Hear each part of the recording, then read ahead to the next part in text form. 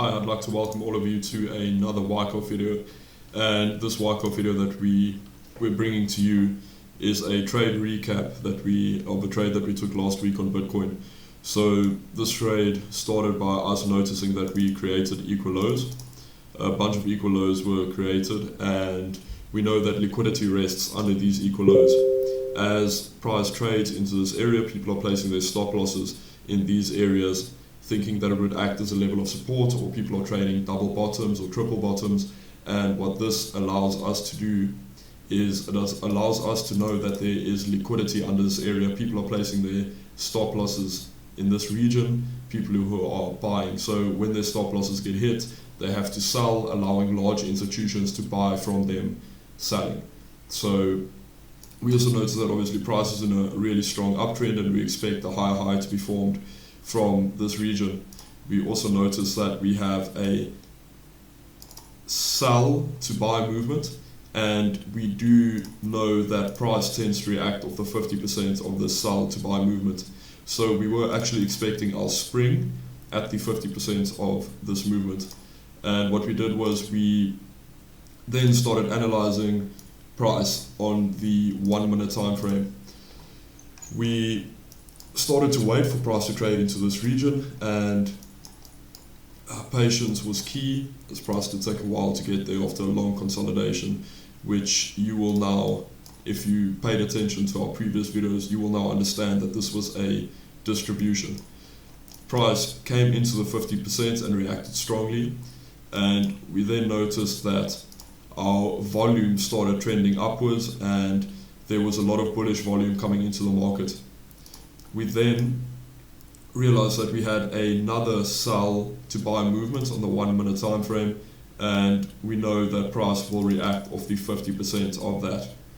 So we decided to enter our position at the 50% of the sell to buy movement, as volume was becoming bullish. So we noticed that institutions and larger operators were buying at this price level, and we expect our higher highs to form from this region. Now, we set our limit at this price point, and then we waited. We kept monitoring volume, as it is really important for volume to agree with our analysis. And what we noticed was, at this point, volume was trending upwards, even though price was trending downwards, if that makes sense. So in this region, we had a rise in volume, yet quite a fall off in price. So we tap into our area where volume has risen, volume has risen, whereas price has fallen. This is an extremely strong indication that this is actually a spring forming within a schematic.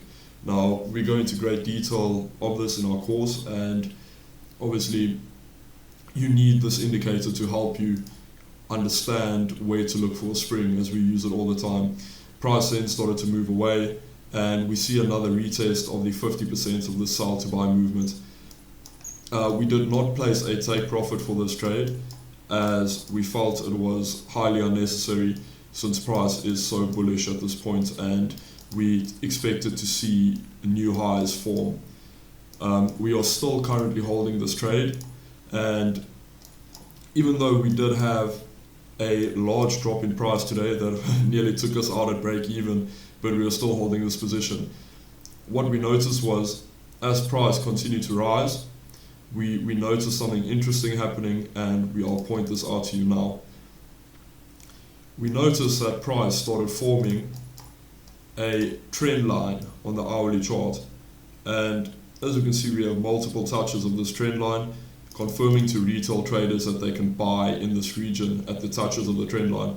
Now, we understand that there is liquidity sitting here, there's liquidity sitting here, and there's liquidity sitting here as well. And why this is because retail traders are buying from these regions. They are putting their stop losses here, thinking that it is a safe area, or here or here. And what happens is, obviously, when their stop losses get hit, they have to sell their buy positions, allowing banks to buy from them and institutions.